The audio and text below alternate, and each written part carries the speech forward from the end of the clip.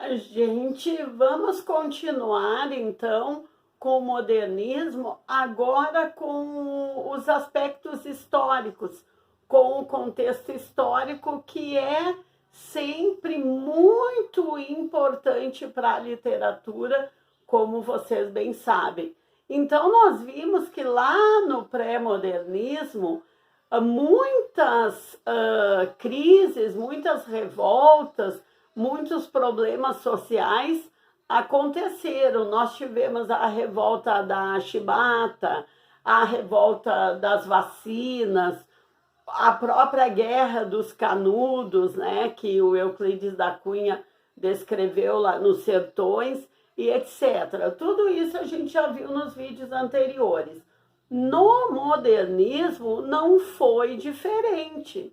O próprio ano de 1922, que marca oficialmente, né, o início do modernismo com a Semana da Arte Moderna, foi um ano bem conturbado. Já vinha sendo conturbado antes, né, desde lá da época do pré-modernismo. Mas no modernismo propriamente dito, nós ainda estamos naquilo que a gente estuda lá para o vestibular desde sempre, naquele, vamos dizer, na política do café com leite. Então, no governo do presidente Epitácio Pessoa, que era para ser o governo do café, né, porque eles iam se alternando, os cafeicultores indicavam presidentes ali para serem, vamos dizer assim, os incentivadores dos seus próprios lá, plantações e negócios e tal, e depois era a vez de Minas indicar alguém que desse subsídios e incentivo à produção do gado leiteiro. Eles iam se revezando. Mas o que aconteceu no governo do Epitácio Pessoa, que foi de 1919 a 1922, bem o ano do início do modernismo? O Epitácio Pessoa, ao assumir, ele meio que deixou o café de lado. Aqueles incentivos todos prometidos para os produtores de café foram todos canalizados, todos ou a maioria deles, canalizados para a indústria, porque o presidente Epitácio Pessoa foi um incentivador da indústria. Então já começaram a haver revoltas neste governo do Epitácio Pessoa. Depois, o que aconteceu? Quando assumiu o próximo presidente, que daí ia ser a vez do leite, vamos dizer assim, né? O Arthur Bernardes, o país ficou o tempo inteiro em estado de sítio, praticamente. O tempo inteiro com os policiais na rua ali em alerta. Tanto que alguns policiais mesmo, oficiais, né, e militares, eles mesmos se revoltaram. E daí aconteceu aquele famoso 18 do Forte, em que parte de militares e os militares rebelados, vamos dizer assim, eles enfrentaram as tropas do governo lá na praia de Copacabana, no Rio de Janeiro.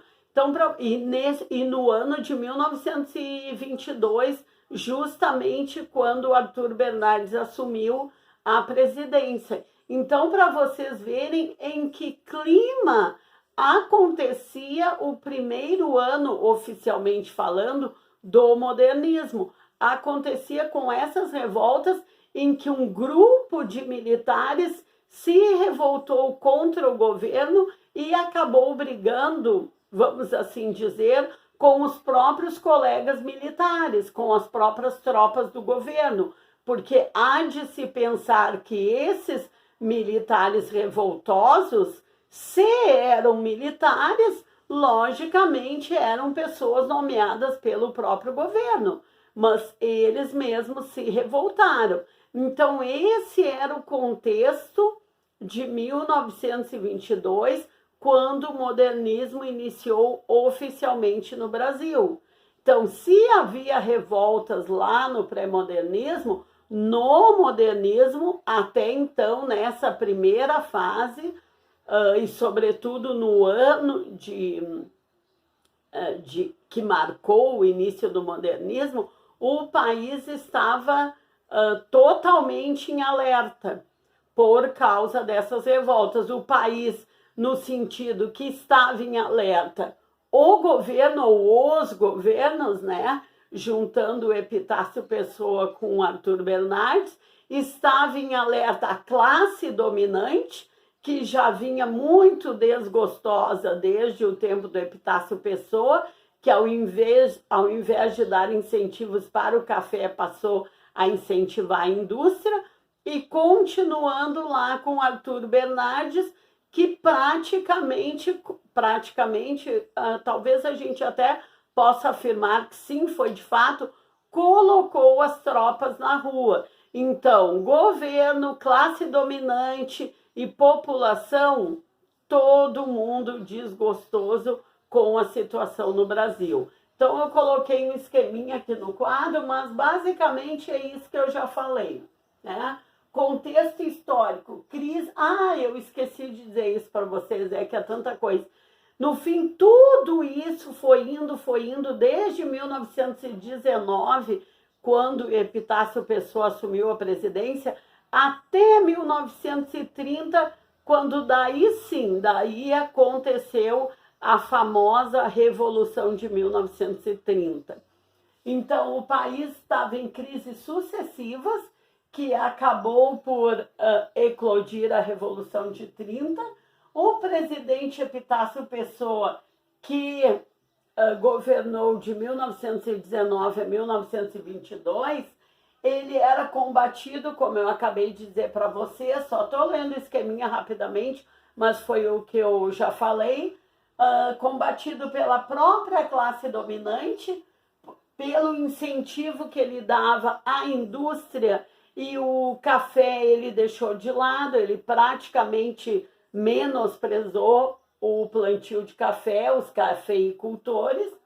Depois, continuando com o presidente Arthur Bernardes, que assumiu em 1922, justamente no ano que começa o modernismo no Brasil, era a vez do leite, né? Porque um presidente era o do café, o outro presidente era do leite, a famosa política café com leite.